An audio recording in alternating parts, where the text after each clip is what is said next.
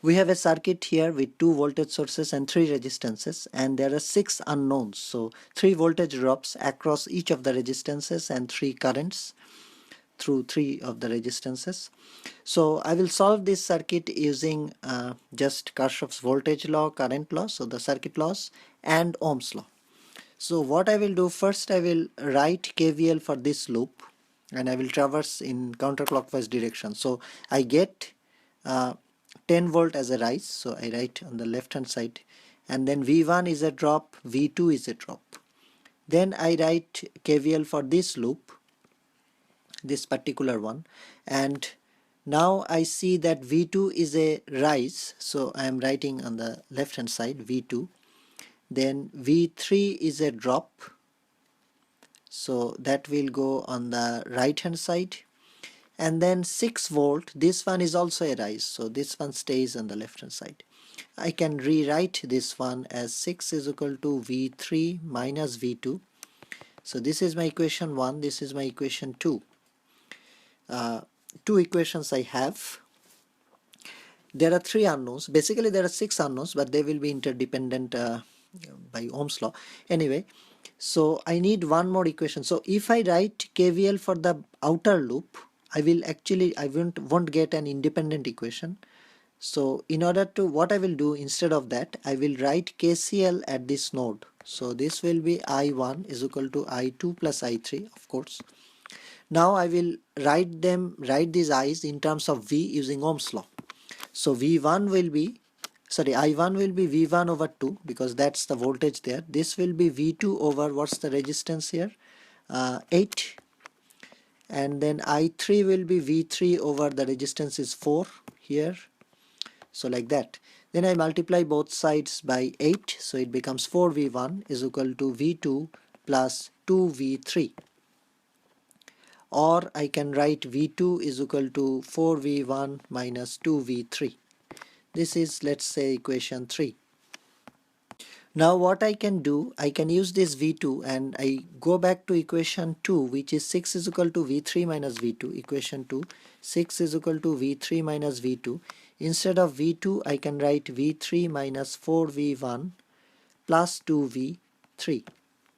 So now it becomes 6 is equal to 3V3 minus 4V1, which is, let's call it equation 4.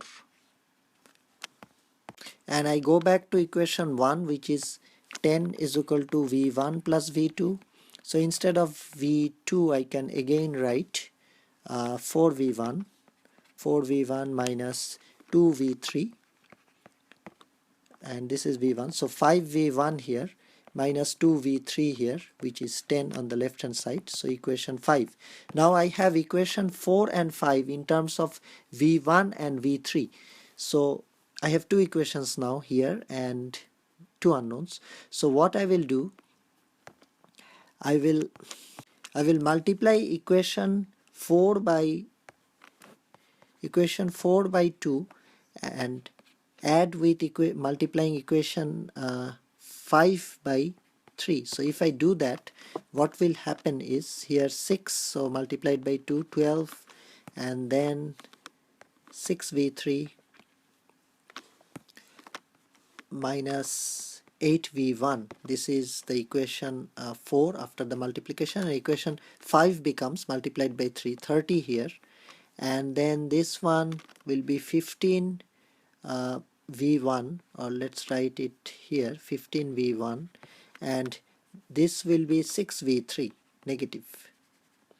So this is plus here 6 V3 like that.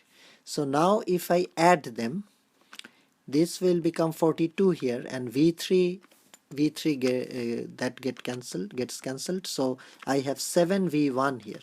So V1 will be 42 over 7, which is 6 volts. So now I have V1. Once I have one of them, other will be, so what I will do directly, I will go to equation 1 where I have 10 is equal to V1 plus V2.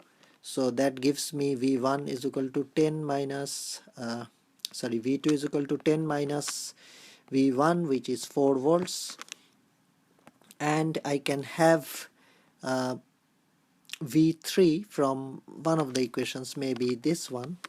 So I have V3 is equal to 6 plus V2, so 6 plus V2 is 4, that is 10 volts. So I have 3 voltages now, and of course I can get the currents. I won't do that, but since we have the relations of current here, so basically V1 is equal to 2I1, or actually I have written these relationships here, so I can just substitute V1 and V2 and V3 and get the I1 and get I1, I2, I3. So this way this circuit could be solved using just the Kirchhoff's laws and Ohm's laws.